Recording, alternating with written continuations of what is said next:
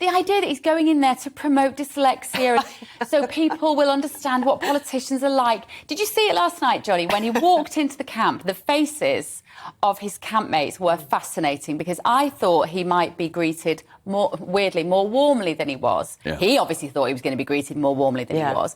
But actually, nobody likes Matt Hancock because if you have someone who died with COVID, you don't like him because he didn't protect your loved one. And that there are people like that, of course, there are lots of them. If you have any objections to the restrictions that he placed upon us, you also dislike him because you feel like that. You know what it is? You felt like he never justified his decisions. He was just slimy and he said, this is what you're going to do, and he never really told us the why. Part of the problem as well, he's just a bit of a charmless individual. I mean, he's a weirdo. Well, OK, that's one way of describing it. People question, because there are many people out there that still like Boris Johnson and many that absolutely hate him with every bone in their body. But the reason why people that do like him is because there's a charm, there's a humour.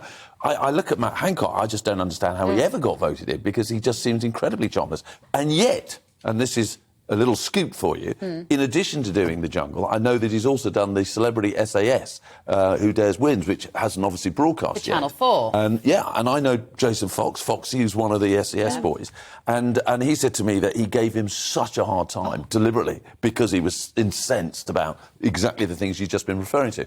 And he said, I can't believe I'm telling you this. By the end, I was really impressed by the man. What? His level of intelligence is what he said. He said apparently during those whole psychological torture issues, he said he ran rings around them. And he said, but also his fitness, his courage, he said, you will see a different person. So I hate to admit it, that perhaps I have no respect for a man who's got a job and he isn't doing his job. If he'd resigned and said, I'm going to stand down, I'm going in a different direction, no issue with that whatsoever.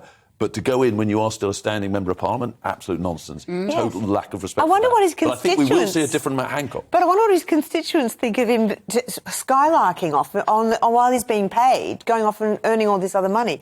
I think the thing about him is that his ego is incredible. He's got elephantiasis of the ego. He's probably got love bites on his mirror. And he clearly keeps fit by doing step aerobics off his own ego, I think. So it's quite fascinating. Kathy, as if by magic, literally, this is the beauty of social media. You said, I want to know what his constituents think. Well, one of them has got in touch with us. This is Amber from Matt Hancock's constituency. I'm in his constituency. I support his decision to take part in I'm a Celebrity, Get Me Out of Here. I welcome the chance to get to see a real and vulnerable side of my MP. At the end of this, I will know more about my MP than others will know about theirs. As with most decisions made by politicians, political or personal, it will divide opinion. But for me, he is human. He's made big mistakes. But doesn't everyone deserve a chance to potentially change this? You are more forgiving than I am, Amber. No politician aims to cause damage. For the most part, they are operating in unknown territory and their intention is to do good. The media are powerful. They will make better headlines if he's disliked. I'm not sure he can change opinion, but give him a chance. It's 3 weeks, not 3 months. Go on, William. Well, I think, leaving aside what one may think about him as a man, or what one thinks about what the actions he took as health secretary, spending time with the SAS, getting himself covered in mud doing that, or spending time with creepy crawlies and eating, koala scrotum or whatever that he will be doing down in the jungle. I think it's Australian delicacy. Yeah, how many of those? Yeah, it's sufficient punishment, if nothing else, for his crimes against snogging that he committed across all the front pages last year. Yeah. So at least if he learns anything from the last year or so, it's how better than to. You see, in some ways, one of the things that I've talked about almost every day this week is why there aren't better people going into politics. Right? You will be Prime Minister one day, William. So keep talking to us, won't you, at that tape? But there are not enough people going to politics. What I hope Matt Hancock will show is that anybody who's sitting their A-levels or their GCSEs next year, they will realise that these politicians are not superhumans. They are not intellectual giants. They just have a very, very thick skin, don't they? In your experience with the politicians you've met, they're not necessarily brilliant individuals. They're just deeply ambitious. Yeah, and I think especially it is a particular ego thing. And with the rise of social media as well, aspects of being a politician, being an MP have become more difficult. But I think you compare the sort of people who go into politics compared to people who go into sort of other walks of life. A lot of them have the opportunity to go and earn a lot more in, say, something like finance. So in some cases, they go into politics because they have a particular sense of duty. Other people go into politics because they have a particularly large ego. And I think it's difficult often with some politicians to differentiate between the two. And quite frankly, I think there are MPs that we have at the moment who are weaker than previous generations. There are also some who would, be able to have gone toe-to-toe with William Pitt the Younger and all the rest. Yeah. So I think just classifying a single politician based on one period they have in office or one particular set of headlines or even a particular impression of them that's been generated through the media and previous comments and all the rest is unfair. And I think hopefully he has the opportunity to put himself across and people can actually see after a week or two whether they actually like him as a person or whether he's still going to always be the bogeyman that he currently is. Were you at university with people who will go straight into politics and have huge aspirations to run the country? Definitely. I can remember on my first day about 3 different PBSs came up to me and said, "Oh, yes, I'm going to be Prime Minister one day," which is why I think, if one does go to university and you're interested in politics, please don't tell anybody that you are, because they will just write you off as being a weirdo for the rest of your time there. And I think, again, there are a lot of people I was at university with who are the sort of people who see themselves as the next Prime Minister, but a lot of them actually weren't very hard-working or, in my opinion, particularly talented or knowledgeable. And so we often say we want to get more people from outside of politics to get into politics.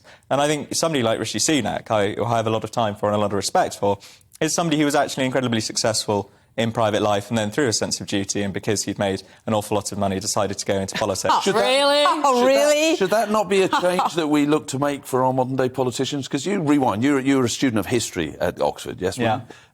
You go back 100, 200 years, politicians were rock and roll.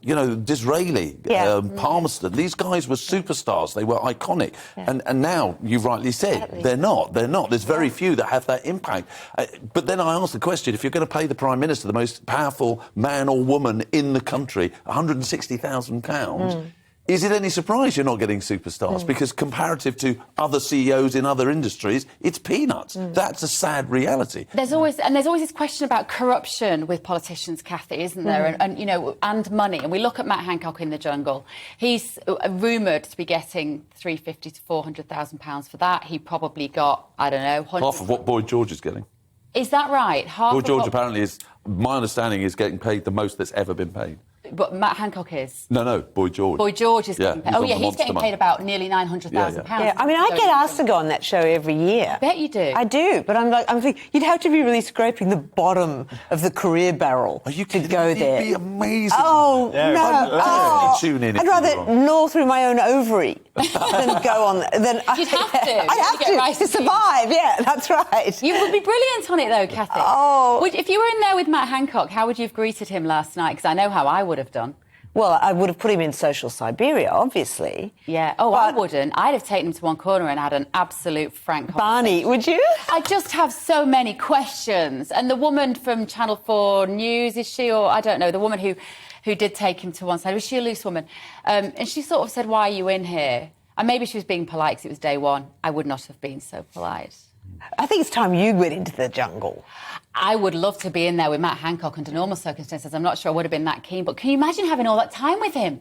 He'd have come out demented. I'd have sent him round the bend. He'd have been asking to get out within half an hour. I just have so many questions. But Bev, you're an instinctively nice person. If he was polite and patient, would you not ultimately, in the end, that might impact a little on your view of him? I was